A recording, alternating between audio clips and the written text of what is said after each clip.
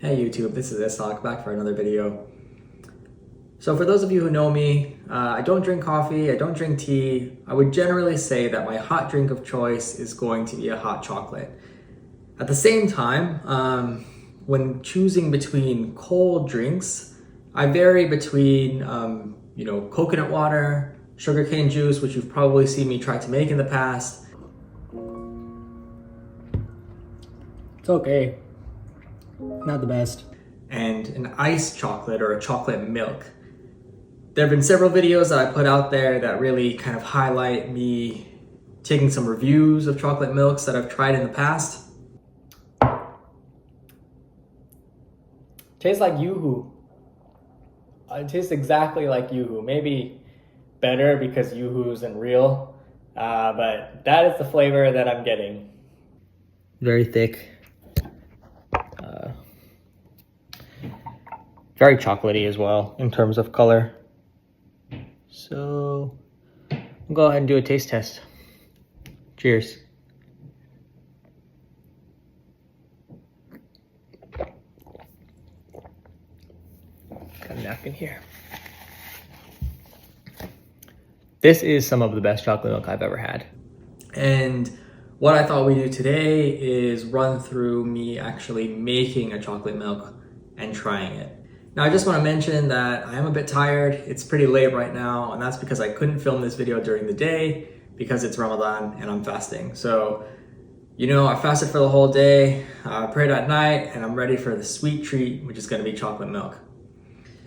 Now, I've made chocolate milk a few times before, so I need to be honest about that, but I've not made it in the way that I'm thinking.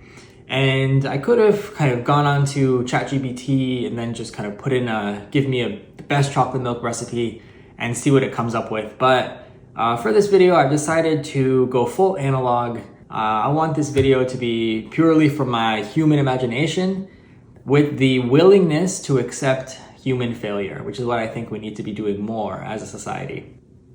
But relying on other humans, I thought we could take a bit of inspiration from the Knoops, or from the Knoops chocolate. So I've referenced Knoops before. If anyone's come to London to visit me, I've taken you to them because I generally think that they offer a wide variety of really good chocolate drinks, both hot chocolate and iced chocolate and milkshakes. So let's take a look at this cookbook. Let's see what we got in there and let's see if we can use that as a base. So I actually received this cookbook as a gift, and after looking through it, I would not recommend it. The first thing is that it does not have an index. So when I was trying to find the chocolate milk recipe, I could not. What I had to do was actually just run through and kind of scan the different pages to find the chocolate milk recipe.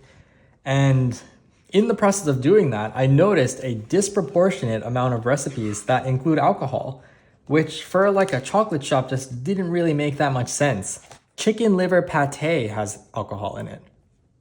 Really strange. Number one, don't think there should be chocolate in the pate. And number two, probably not brandy. Let's take a look at the chocolate milk recipe. So this is for one drink. Now, I will say that I am not happy with this recipe. I think we can do better. And so let's take a look at what we're gonna do today. Okay, so when it comes to chocolate milk, in the past reviews that I've done, you'll notice that I actually take a look at the ingredients, and it's often a bunch of things. And I thought that with our chocolate milk that we're gonna make today, we could use really simple, clean ingredients. So we're gonna start with chocolate. Now I've got two types of chocolate. One, which is a 47% chocolate bar, and this looks like it's 39 grams. And this is from Finland, from my recent travels. I'm really excited to use it. And then to balance that out, I've got a couple cubes I've got 1.5 cubes of 70% chocolate from Lidl, which is probably the greatest grocery store in the UK. In addition to that, I've got milk, organic of course, from Tesco, sadly, because Lidl does not have organic milk, which they should change. And then I've got double cream or heavy whipping cream for those in the US, because I thought we might use that to add a bit of richness. In terms of equipment, I have a stove, And I've got an immersion blender. So this is gonna be the key thing. I've got both the whisk attachment, which you can see here, and then I've got the blending attachment, which we might need to use. So I could have melted the chocolate in the microwave, but I thought that that would make a shorter video and no one wants that. So we're gonna go with the old method, which I believe is called a bain-marie, I think. So essentially what I'm gonna do is turn this on and heat a bit of water into this pan.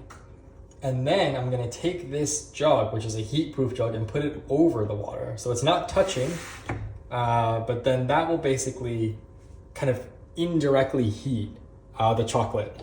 This will ensure that everything is a bit more, I don't burn the chocolate or anything like that.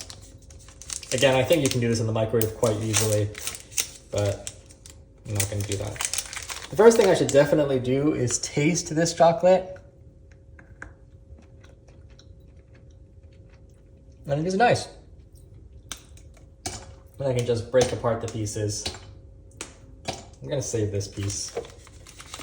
Might be a bit too much chocolate. Now my ratios are definitely different than the Knoops one. I think it's Knoops, but I just thought we might as well just see what happens. I'm also then gonna take from their method, I'm gonna add a bit of milk into this to let that go.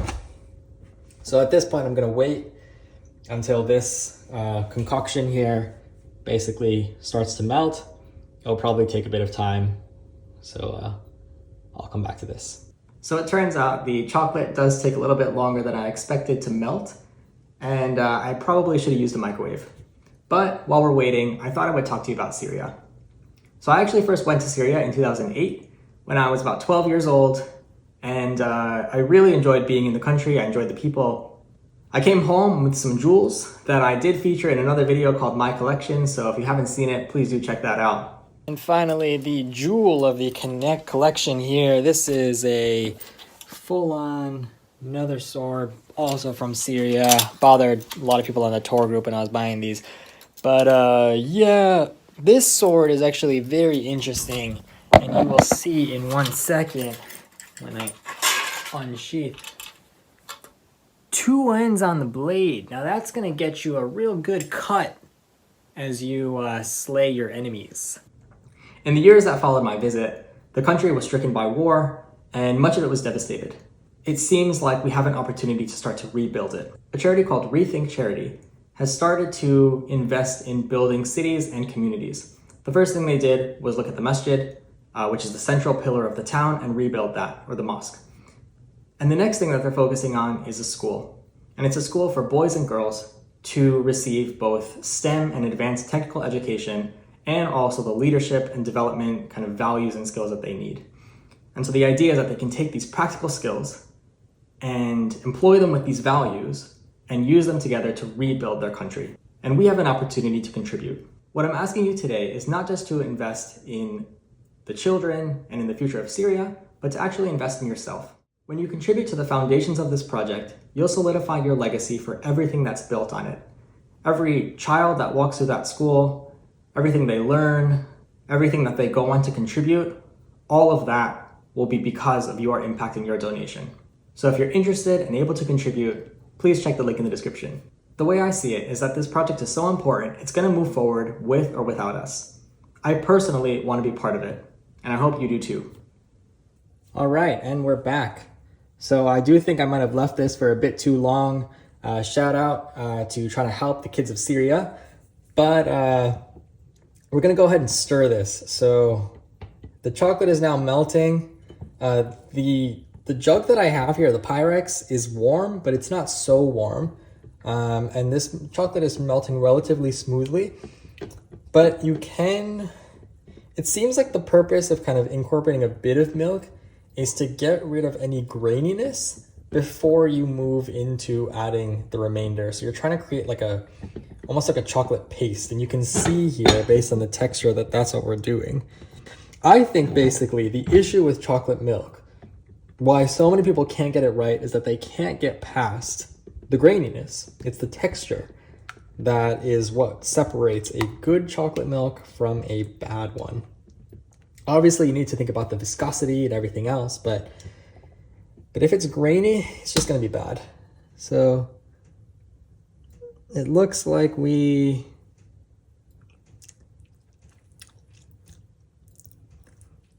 getting there, but I'm not sure if I should actually just kind of get the whisk involved here. Start with a low power.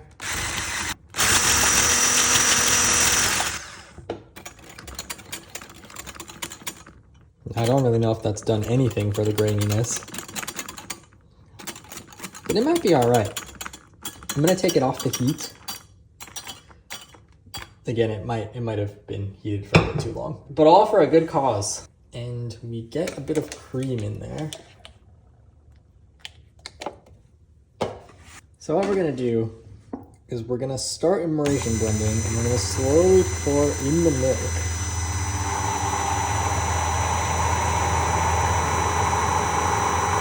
Now I like what I'm seeing here, so that might be enough.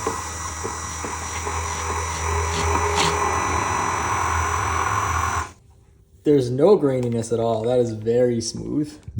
It's a bit warm, but it's not hot. So let me clean this up. Let's get to the serving stage.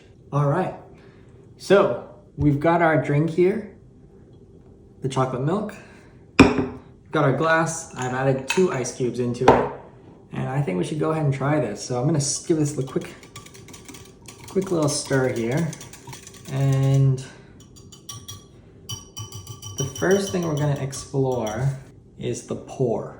So here is the glass, and we'll just get the pour to just see the level of viscosity of the drink. Uh-oh, you are not allowed to have any chocolate. But you can tell he's a fan, and I hope I will be too. So it's relatively thick, but it's still milky. I think that cream has added a bit more of a velvety texture. Let's go ahead and try this. It is nighttime, so I can try this.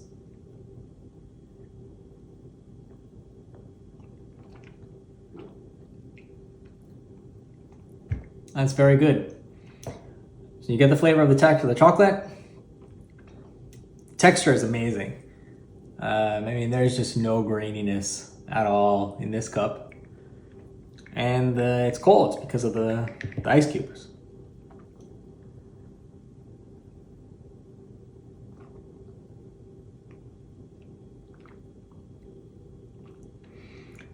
I would say I'm very happy with this. I am glad we didn't go with the Knoops version, and I'm happy with the method. Maybe in the future I would use a microwave, but again, if I used the microwave, I wouldn't have had the time to give you the pitch. And I'm just generally happy that we didn't need to use any AI. This is human-centric, it's human first, and that's what we're championing today. So I would say 1 win for the humans. So thanks again, and hopefully you can donate to the link. Again, check the description.